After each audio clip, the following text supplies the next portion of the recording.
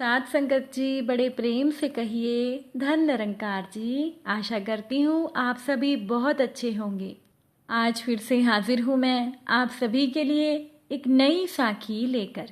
और आज की साखी का शीर्षक है बेईमानी का फल। तो चलिए ज़्यादा समय ना गवाते हुए आज की साखी सुनते हैं। साथ संगत जी, पुरानी बात है, किसी गांव में एक सुनार रहता था। वो सुनार बहुत गरीब था। पहले तो उस सुनार के पास काफ़ी धन था, परंतु जब से उस सुनार ने एक सेठ के 8 लाख रुपए के हार में बेईमानी की, तो वहाँ के गांव के लोगों का उस सुनार के ऊपर से विश्वास हट गया और सभी लोगों ने उस सुनार से अपने गहने बनवाने बंद कर दिए, जिसके कारण सुनार की दशा दिन प्रतिदिन बिगड़ती चली गई। और साथ संगत जी, अंत में वो सुनार इतना गरीब हो गया कि उसके घर पर केवल एक समय का भोजन ही बनता था। उस सुनार के पड़ोस में एक गरीब ब्राह्मण भी रहता था। वो दोनों बहुत अच्छे दोस्त थे। वो ब्राह्मण कथा आदि सुनाया करता था, जिससे कि ब्राह्मण को सभी लोग पंडित जी कहकर बुलाते थे। अब एक दिन दोनों ने सोचा कि अब उन्हें कहीं पर कमाने के लिए जाना चाहिए, जिससे कि उनके घर का पालन पोषण हो सके। ऐसा विचार करके वो ब्राह्मण और सुनार दोनों शहर में पहुंच गए। शहर में पहुंचकर दोनों ने एक अच्छा स्थान देखकर अपना काम जमाया। साथ संगत जी, जो सुनार था उसने गहनों आदि का लेन देन करना शुरू कर दिया और पंडित जी अपनी पोथी पत्रा फैलाकर बैठ गए। अब दोनों ने महीने भर में खा पीकर भी कुछ पैसे कमा लिए। इस प्रकार उन्होंने 6-7 महीने काम करके कई हजार रुपए बचा लिए। जब 6-7 महीने हो गए तो सुनार ने अपने ब्राह्मण मित्र को कहा कि पंडित जी, अब तो हम अपने गांव जाना चाहते हैं। हमने बहुत पैसे कमा लिए हैं। आप बताइए कि आपको आपके घर जाना है या नहीं।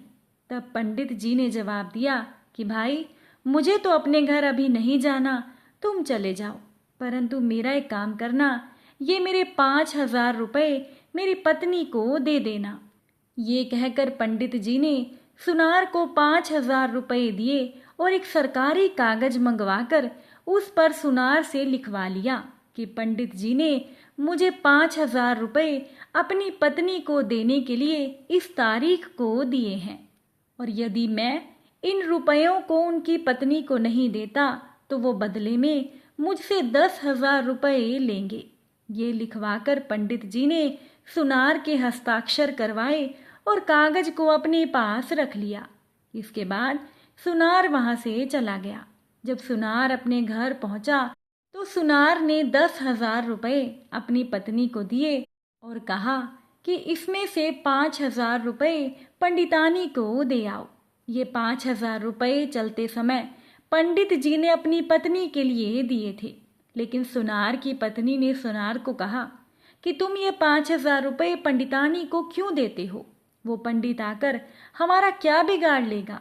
सुनार ने अपनी पत्नी को बहुत समझाया, लेकिन उसकी पत्नी नहीं मानी। अंत में सुनार ने पंडित जी के रुपए भी अपने पास रख लिए।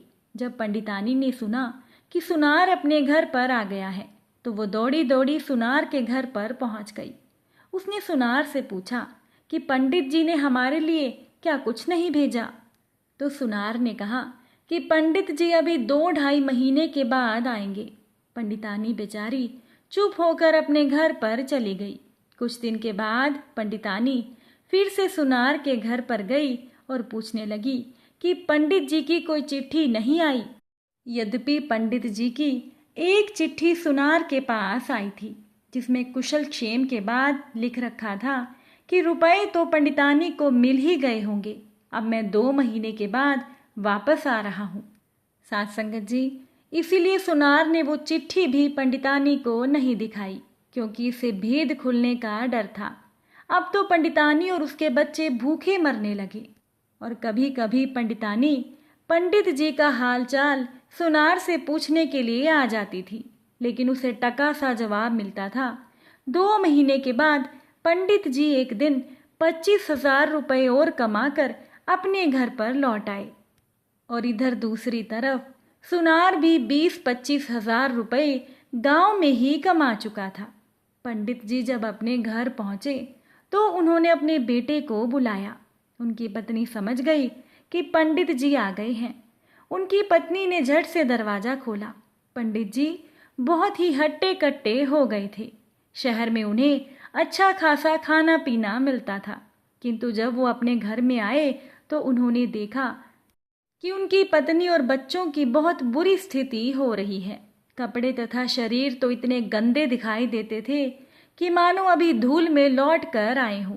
अपने घर की ऐसी बुरी स्थिति देखकर पंडित जी ने अपनी पत्नी से पूछा कि घर की ऐसी हालत क्यों हो रही है। तब उनकी पत्नी ने कहा कि आपने तो वहां पर सोच लिया था कि मैं घर की कोई सुध ही नहीं लूँगा, चाहे जो भी हो। जब घर के सारे स्त्री बच्चे मर जाएंगे तब मैं घर लौट कर आ जाऊंगा और घर में अकेला आराम करूंगा। पत्नी की बात सुनकर पंडित जी ने कहा कि ये तुम कैसी बातें कर रही हो। मैंने तो अपने मित्र सुनार के हाथ 5,000 रुपये और एक चिट्ठी भी तुम्हारे लिए भेजी थी। तब पत्नी ने कहा कि क्यों झूठ बोलते हो, तुमने रुपए कहाँ भेजे थे? मुझे तो 1 पैसा तथा कागज का एक छोटा सा टुकड़ा भी नहीं मिला। पंडित जी को शक हुआ कि कहीं सुनार ने चिट्ठी और रुपए दबा तो नहीं लिए। वो झट से अपनी पत्नी को लेकर सुनार के यहाँ पहुँच गए। सुनार ने पंडित को देखते ही समझ लिया कि ये रुपयों के बारे में बात करने आया है।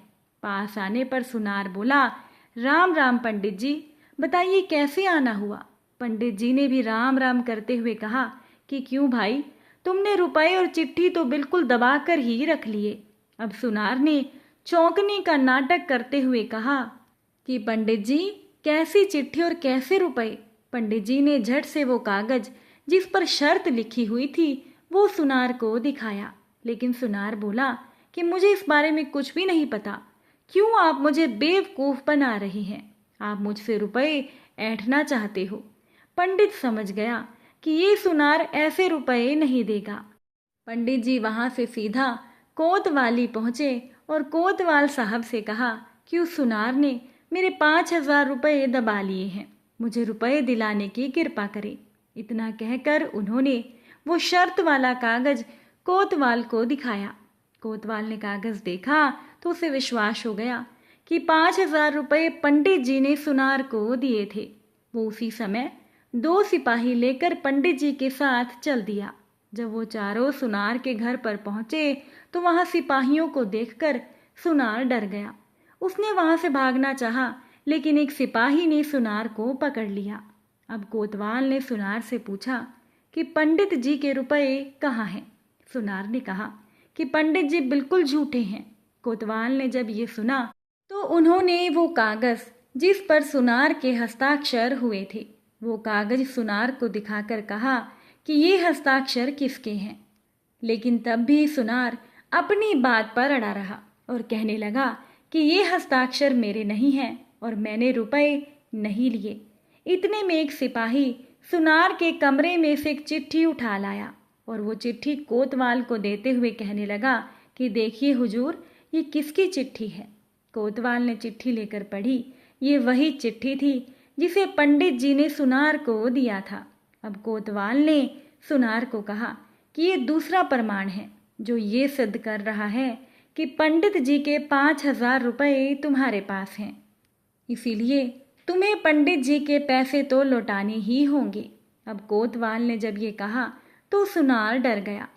सुनार ने झट से 10,000 रुपये लाकर पंडित जी को दे दिए, लेकिन कोतवाल ने सुनार को कहा कि अभी तुम्हें सजा के 2,000 रुपये और पंडित जी को देने हैं। आखिरकार सुनार ने 2,000 रुपये और लाकर पंडित जी को दे दिए और पंडित जी प्रसन्नतापूर्वक अपने घर पर चले गए और कोतवाल सुनार को हथकड़ी पहनाकर जेल ले गया और सुनार को पंडित जी से बेईमानी करने के लिए 1.5 वर्ष की सजा हो गई।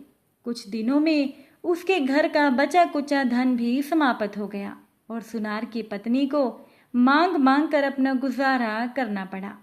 साथ संगत जी, बेईमानी का यही नतीजा होता है।